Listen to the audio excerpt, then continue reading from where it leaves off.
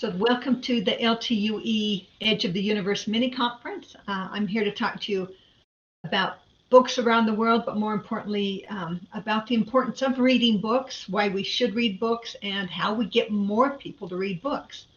I work in the book industry. I work for FranklinCovey company, and we do we publish. Not are we just a training and consulting business, but we're a business that produces books, and we produce business books, nonfiction books. And we believe that books are kind of a marketing tool to drive business to our main business.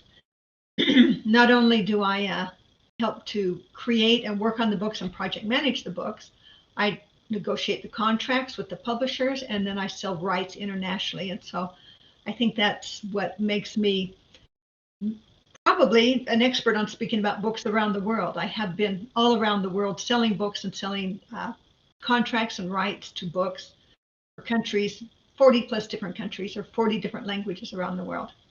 But anyway, I'm going to share with you, first of all, kind of the description of what it is I'm talking to about, and that's going to give us a roadmap of what I want to talk about today.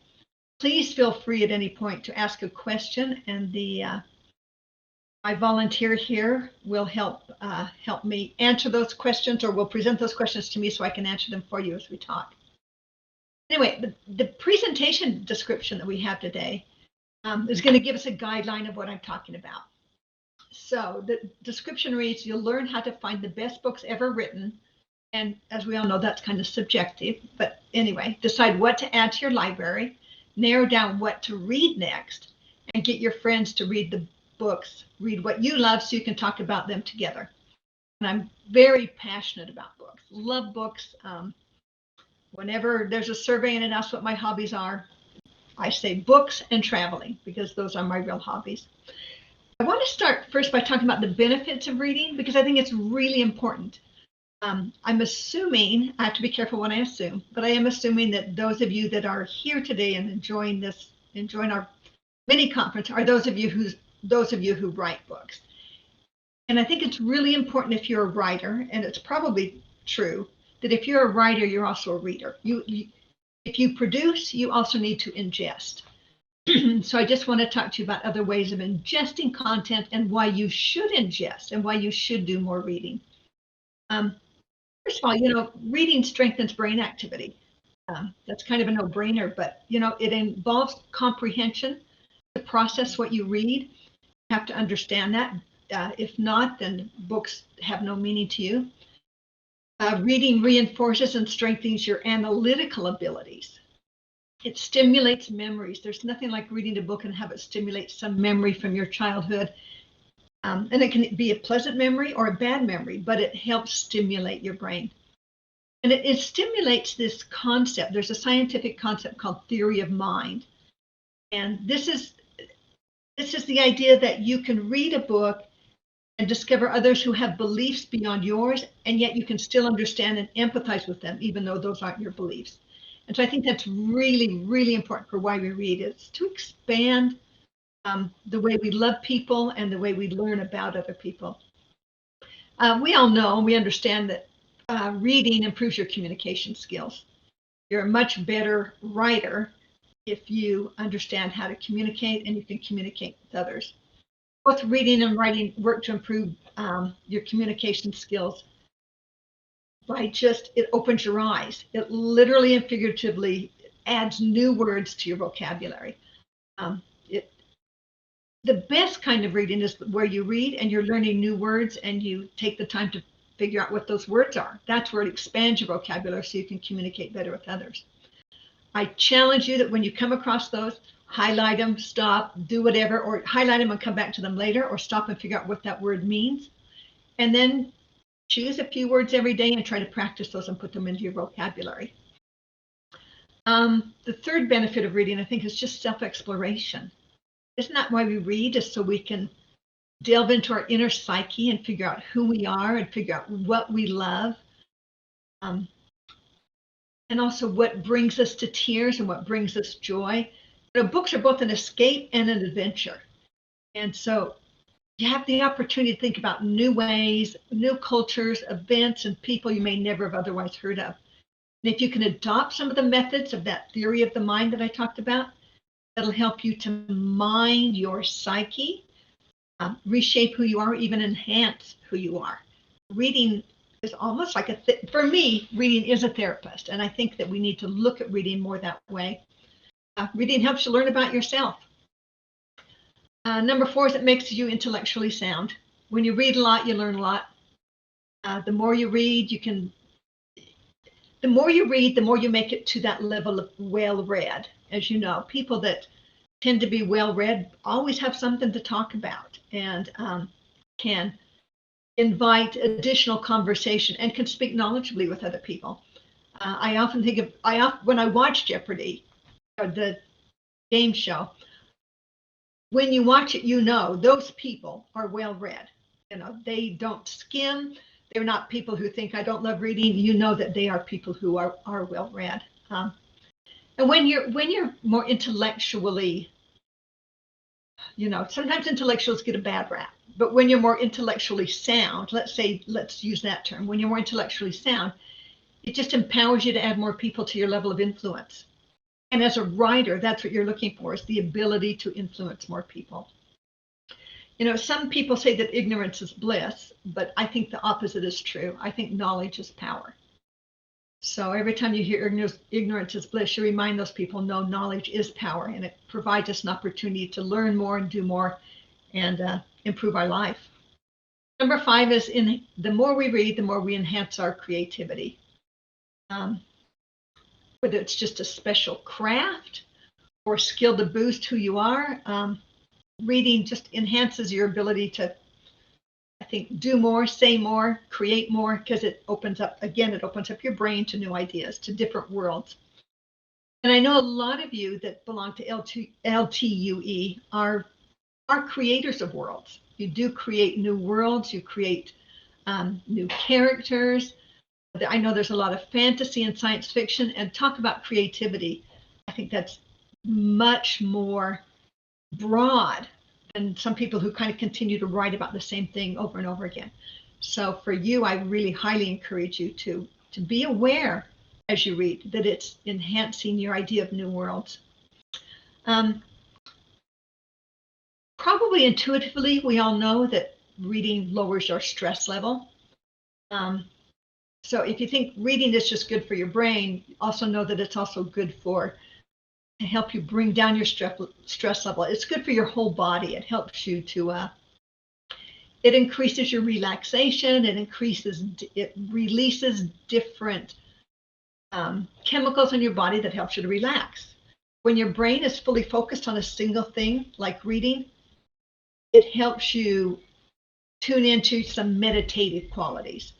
I mean, it's that whole idea of getting lost in a book. And that's what that's really what meditation is getting lost in another world. And so keep that in mind, that you're reducing stress levels. So if somebody's on you to go do something else, remind them, I'm meditating. I'm finding time to de-stress. We know that reading improves our memory, right? When you read a book, you're taking in all kinds of things. Some of it sticks, some of it doesn't. In fact, I find myself sometimes looking at a book title and going, should I even read this book? But as I look at more at the description of the book, or I have an opportunity to go back and read what I wrote about it, it revives new memories. And then lastly, I think the most important thing about books is that it bonds relationships.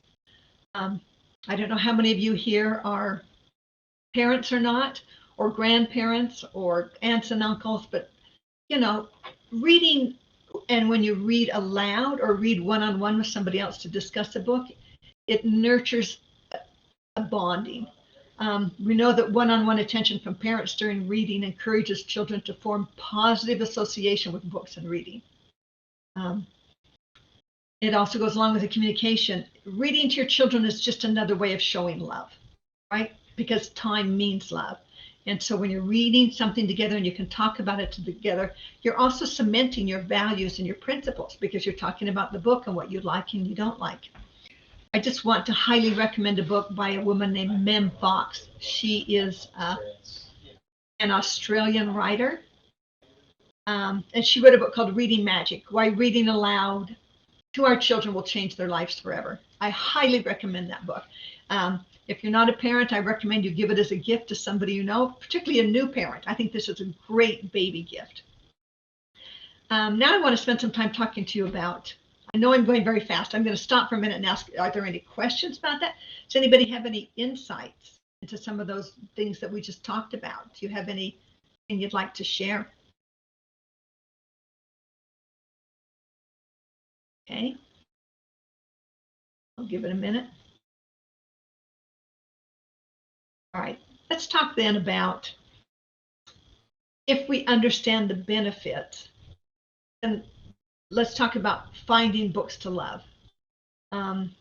Because you've all probably waded through hundreds and hundreds of books that you didn't necessarily love reading. But there are certain people that you connect with, and certain authors you connect with, and certain genres you connect with. And so how do we find those, and then how do we share those? And I think that's the most important thing about what we're talking about today.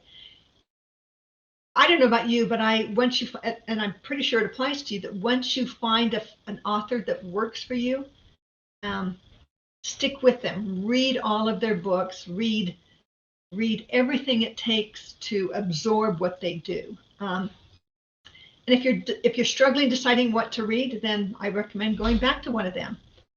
This is the easiest option for finding a book you love. If you haven't already, finish up their books or go back to early books that they may have written before they were world famous or very popular authors. I have found that I have done this myself, to have found a favorite author and loved the book so much that I've gone back and done some research. And be careful, you don't always read just the bestsellers, but to really get into their mind and understand who they are, take time to read the early stuff and the later stuff.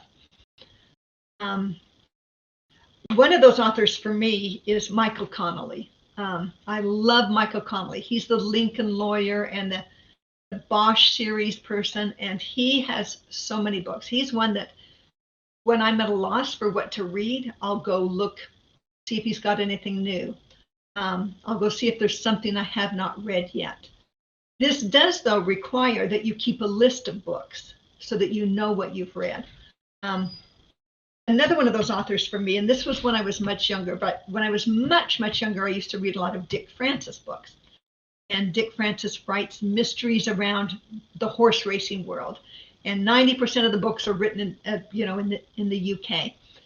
And this was a genre that was introduced to me, and an author introduced to me by my own mother. And so I've had to learn to keep a list because he has so many books, and now his son has taken that over, that you have to keep a list so that you know what you've read and haven't read. Because for some of these people, you read just for the relaxation of it. And you want to be able to remember. I hate getting into a book and going, oh, that's right, I've read this before. Sometimes it's great if it's a true love, but if you're reading for just relaxation or escape, I don't enjoy doing that. Number 2, and I was just talking about this, create a personal reading list.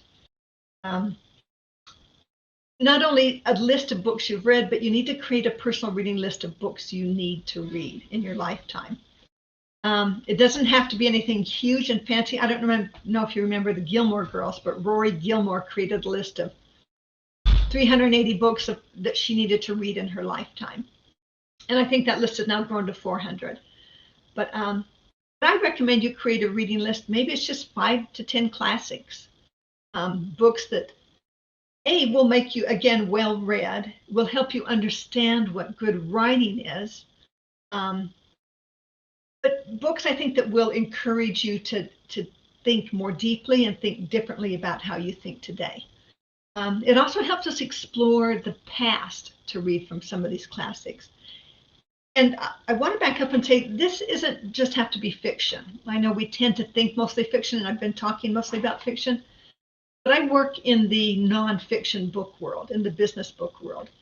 And so there are classic books out there that are nonfiction that are well worth reading. I think of, The Richest Man in Babylon. I think of Dale Carnegie's How to Win Friends and Influence People. And for me, probably the best is The 7 Habits of Highly Effective People, 30 plus years old now. But it is a classic. So make some classic lists. There are dozens, and if you don't know where to begin, there's dozens of lists. Just go Google reading lists. I like to create my own personal favorites list.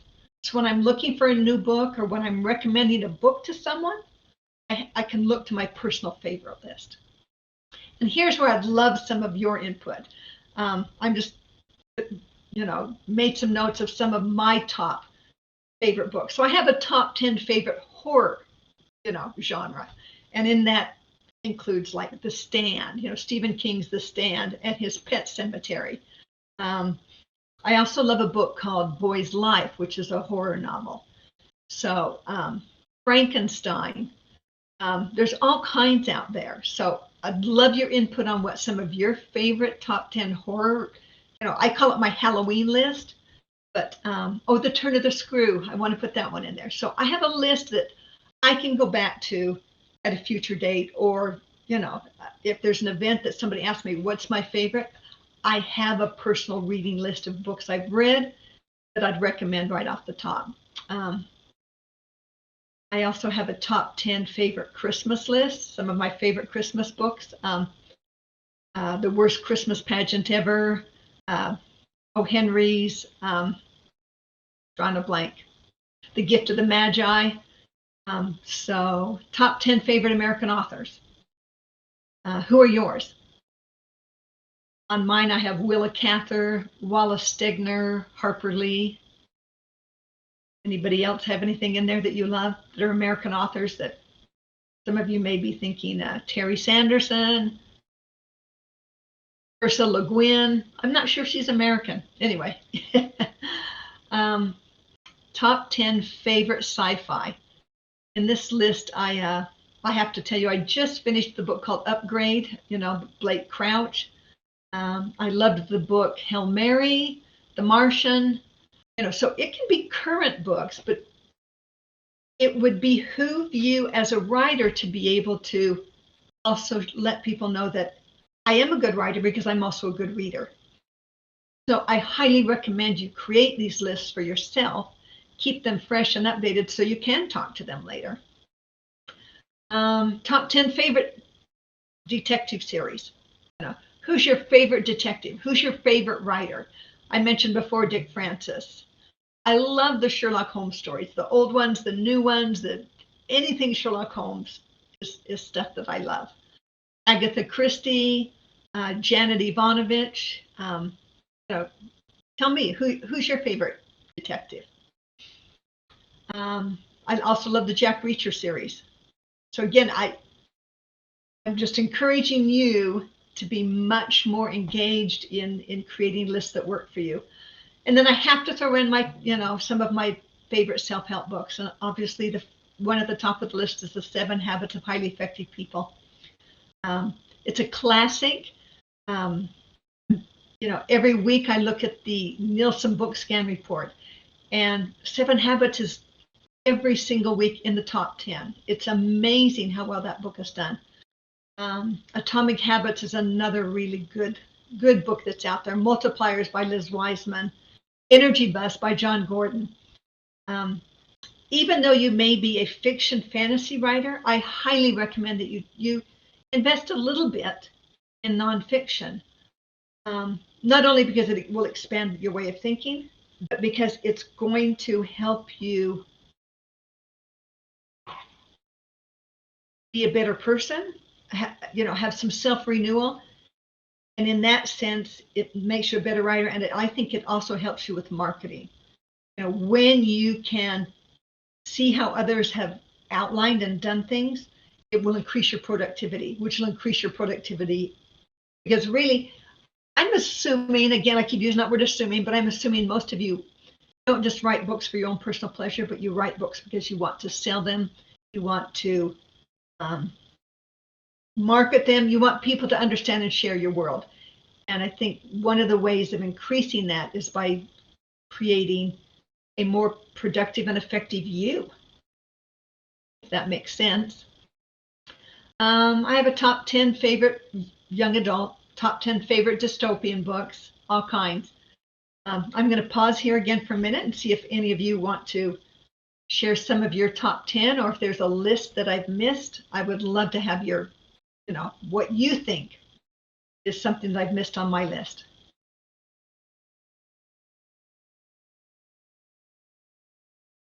Very quiet audience today. Well, we're going to whip through this quickly then. Anyway, one of the strategies I suggest you use to pick a book from your reading list is to determine how relevant it is to your life right now. Does that make sense?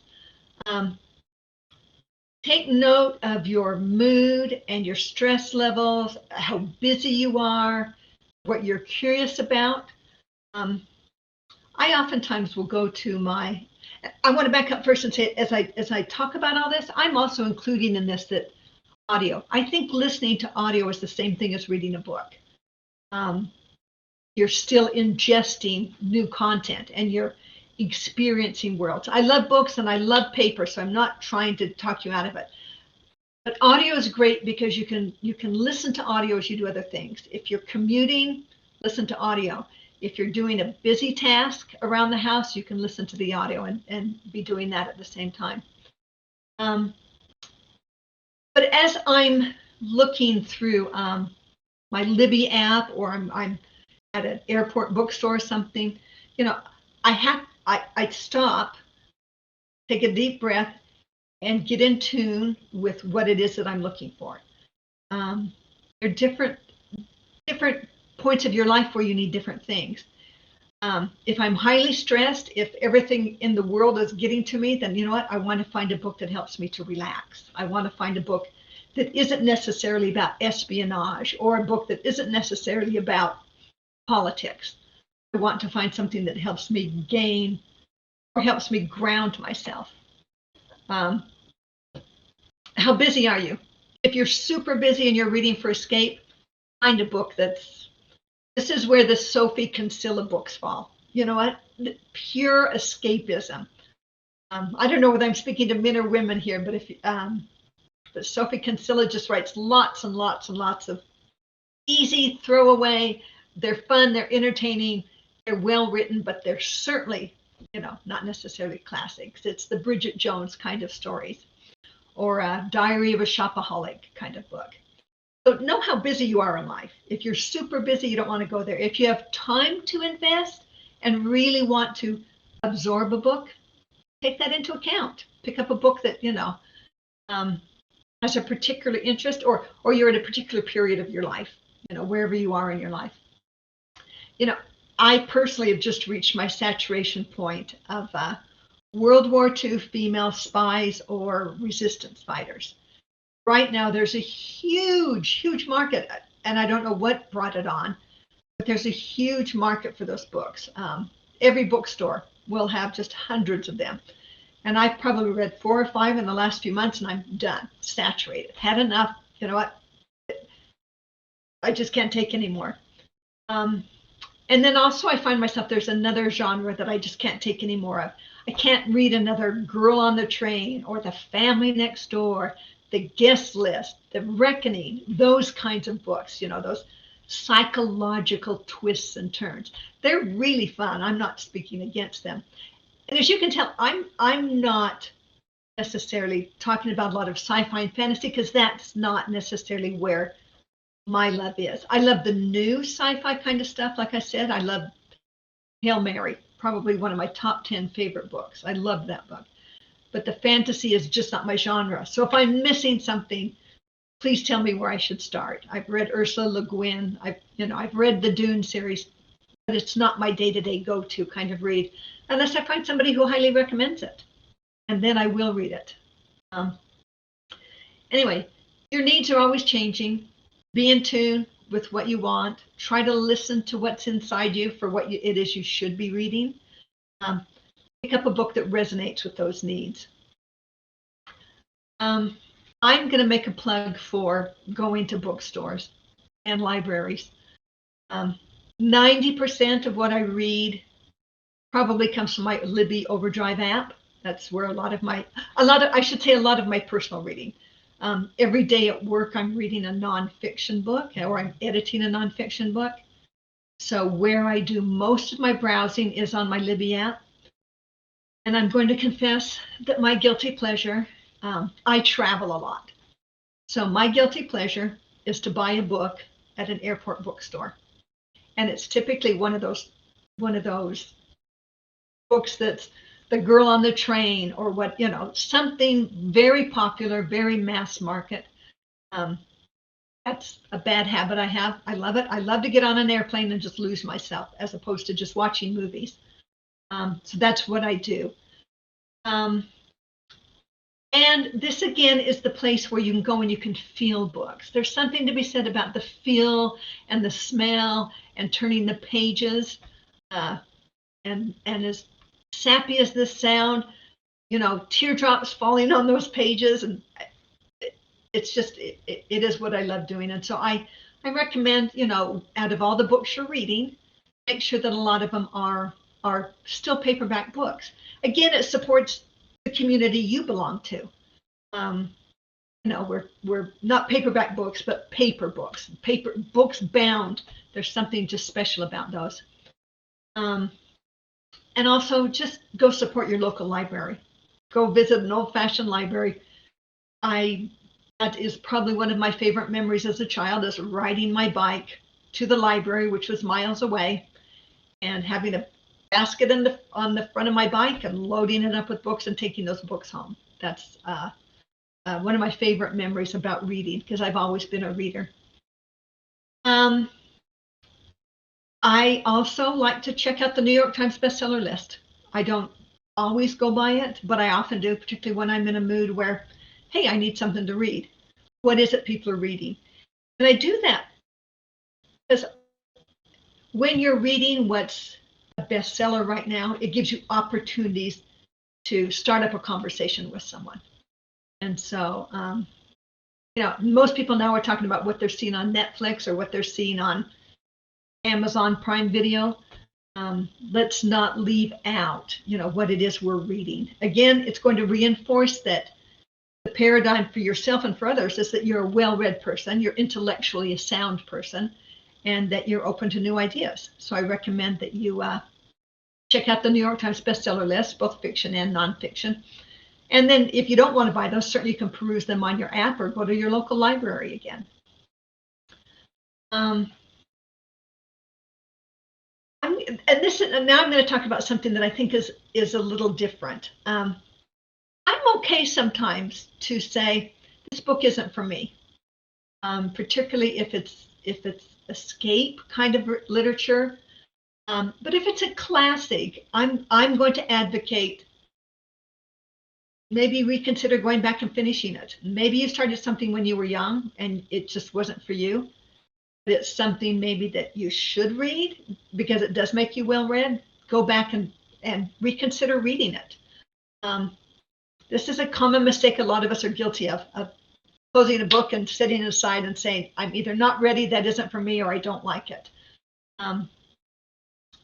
So, just consider going back and finishing it, just so you can say you have. I'm not advocating you do it with every book, but there are some that, as we age and we gain more wisdom, not that I'm aged, but I am hoping I gain more wisdom, that I can go back and finish a book. One of those books for me is the Poisonwood Bible. Started it and just couldn't finish it, but it's on my list of someday to go back and finish that book. It's called the Poisonwood Bible. But feel free, you are free to quit it. Don't burden your life with more guilt about books. Don't want to finish it, don't finish it. It won't go to waste. Whatever you read, you did gain some insights. Don't read just for the sake of that you're forced to do it. Unless, of course, you're a student, you're in school, or your job requires it, then I recommend it. It's a double-edged sword, Sometimes something that's difficult, we want to quit. If it's difficult, that may be the reason to finish it, just for personal victory. Different people have different tastes. What may work for Rory Gilmore of the Gilmore Girls on her list may not work for you. Oprah's reading list may not work for you. Reese Witherspoon, anybody. I know, who is it? Not Malcolm Gladwell, but there's all kinds of reading lists from all kinds of nonfiction writers too, business books. Let's see. One upside, a lot of people, I am somebody who does like a reading goal. I like goals. I like setting a goal and trying to achieve that goal. So I'm all about reading books to hit a reading list or to hit a number for the year. Some people are opposed to that. I'm a believer in it because it does encourage me to turn off the streaming service and go read a book. And in fact, I can tell you that since before the pandemic, I was much more of a book reader. Now, during the pandemic, for whatever reason, I switched more over to audiobooks. I'm going to guess in the past it was 90% print, 10% audio. Now I'm probably at 75% audio and 25% print. So, we ingest books in different ways. And the audio helps me because I do commute to and from work. The audio does help me to complete that list. And I'm a list person. I like lists and I like writing, reading to that. If you already have a strong reading habit, lists may come in handy and, for tracking the books you read. Okay. That's one way I track what I've read before. So I can go through and see the last several years what books I've read. I do use Goodreads to do that. Find your own rhythm and pace. Do things, at your pace. If you want to only read a book a month, you just read 12 books for the year. That's okay.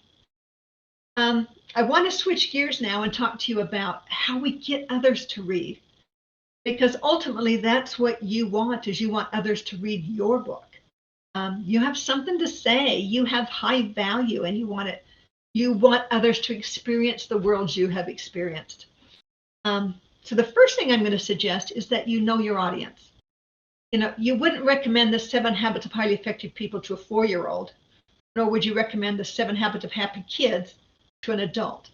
Know your audience. And that's probably, as writers, probably the first thing you do is you create your avatar.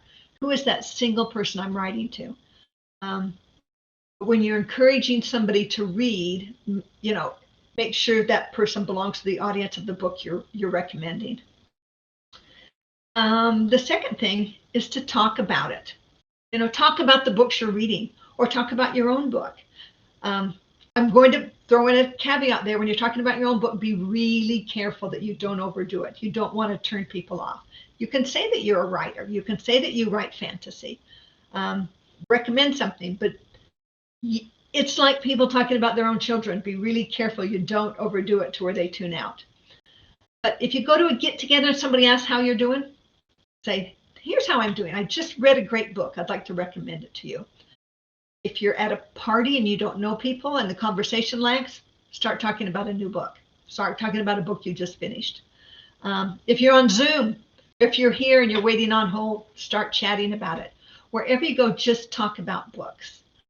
Books create new friendships, and they draw people together. I love books for that reason, is that it's a community, because not everybody loves reading. It's a community of like-minded people, and then it can become more and more narrow, the categories you read. Number 3 is one that I really want you to spend some time thinking about. I think you have an obligation as a writer to write reviews. I do. I think because you belong to this community and you want others to do it for you, it's kind of karma. It's important for you to write reviews. And I'm going to recommend that you be considerate in your reviews. I highly recommend that you don't give everybody 5 stars and just say it's the best book ever, because you'll lose credibility. But it's okay to write a review that is considerate and gives probably decent feedback. You can give feedback in your review. Don't trash a fellow writer, please. Karma is going to come back and bite you. Write what you would write to somebody else.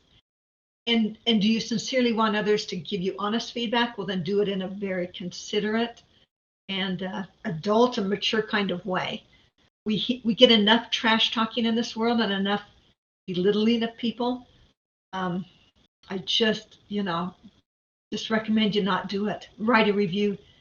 And it's not true that no review is better than a bad review. I disagree with that.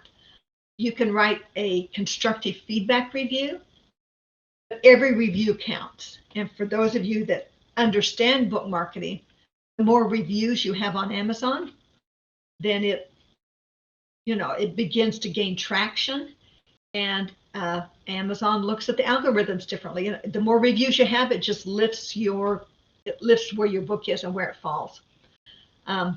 We've discovered that with our nonfiction books, that all of our employees and all of our client partners and everybody who sells our books, all of our clients, we strongly encourage them to write reviews because it does make a difference. You can write a review on Amazon, you can write a review on Goodreads. I highly recommend you, if it's a good review and it's a fair review, write it on your social media. Go out and help another author. The more you help other authors, the more likely they are to help you. Or you can go back and ask them. When you write a book, you can go to somebody and say, hey, I reviewed your book, gave you a great review. I'm inviting you to write a review for me. Post it on your social media if you've read a good book. I have a community of friends. We have a book club and we have a private page, and we're always sharing the last book we read and what we loved about it. Share it on your Facebook, your Instagram, TikTok about it, even LinkedIn. Just please write reviews and help other people out. As I just mentioned, I have a book club, and I'm a big fan of book clubs. I've got a book club that's been going 7-8 years now and going strong. Consider joining the club yourself. And in fact, if you belong to LTUE, that's probably a lot. It is, in a sense, it's a writer's group, but it's also, you need to think about it as a book club. So keep that in mind. Share your own books at a book club. Share the books you love at a book club. If you know somebody who has a book club, raise your hand and say, I'd love to come talk to your book club and share my book with those people. Whether it's review copy or galley and you want to encourage more reviews, that's a great way to do it. Go to a book club. Find out who the book clubs are in your local area. Always, always, always not just ask for reviews, but ask for feedback about books, particularly in a book club. If you volunteer to go to a book club, be open to the feedback you're going to get, or you may not be invited again. Number 5, the number 5 way of how to get others to read any book or to read your book is volunteer. Volunteer to read at your child or your grandchild, your nieces or your nephew's school. Teachers are always looking for opportunities. Reading teachers, again, this depends on what genre you're writing in, but that's, I think, probably the best thing you can do is to call a teacher, go to a school and offer your services. Or go to the public library. They have reading time. They have even adult evening reading groups. Or at a care center. You know what? Just practice reading your book out loud to other people. There's a lot of 55 plus communities that have evening activities. What a great time to offer to read an excerpt. Okay, and then whatever you do, I'm just a gentle, kind reminder to just keep talking about all books and your books. Anyway, that's my presentation for today. Thank you. Thank you for listening in. Thank you for giving me this opportunity so I can learn. Actually, for thinking about this and writing it down, it's made me think I have so many blog posts I can now do. I've got so much to draw from. Every one of these ideas is a whole new blog post. So thank you for that. It's helped me do a lot. I'm welcome to if you'd love to email me, I'm at annie.oswald@gmail.com if you'd like any ideas, whatever I can do to help you. And I'll even open it up. We have just 2 or 3 minutes left. If you have any questions for me, I'd love to answer them, either about market or the international market or books. Okay. We have a question from Alfie. Yes, if you're interested in writing for a particular genre, how do you choose good representatives of that genre? And books that that aren't necessarily in that genre, but would fit in that would fit and give you the right mindset for writing in that genre. Okay, if I understand the question you're asking is, as a writer, how do you get into that genre, or how do you get into the mode of writing in that genre? Help me I think understand the question I one think more time. it's I'm not how very to get catching. understand that genre and or find books to help you understand that genre. Oh, okay. One thing is certainly on Amazon, they have a whole bunch of categories. Um, Again, I don't. If you're go to Amazon, type in children's books, type in fantasy books, it'll give you a whole list of or best-selling fantasy books. Then go through, see those titles, read the descriptions, and it'll give you a better sense of, is this where I want to go? And then you'll discover too what the categories are, and that it's kind of like a scavenger hunt. It'll lead you to the next and the next and the next, and you'll find your place that way. On Amazon, type in best-selling whatever book you're looking at. If you think you might be fantasy, type it in, and then you'll have a better sense. I hope that answered your question. And Thomas had an observation as well that about reviews. He pointed out that sometimes to consider a one-star review can help you. It can help me know that what I like I'm going to like that particular work, and so c- so providing considerate one-star reviews can be valuable for other people for that reason. Yes, thank you. That's a great suggestion. Yeah, if you see a book has, you're going to find books with 5 stars and 1 stars. So kind of take it with a grain of salt. But you're right. If it has lots of 1 stars, it's probably not a really well written book. I'm also going to give you an insight. Um, we will take all of the reviews of books and we'll categorize them: the 5 stars, the fours, the threes, the twos. It'll give us a sense for what we're missing. So sometimes, even for you as a writer, a 1 star review, if it's well thought out, will make you go, oh, they wanted more depth, or they want more character development. For us, it's more, oh, my reader wanted more application, or my reader wants more data. So 1 star reviews can be very, very helpful to you as a writer and also to the person you're writing a review for. So I'm glad you brought that up. That's a really good point, and I've forgotten to mention that. Anything else? I think that's all the questions we've had or we have. Okay. Well, thank you all. Thanks for sharing your time with me on a Saturday morning. I appreciate you.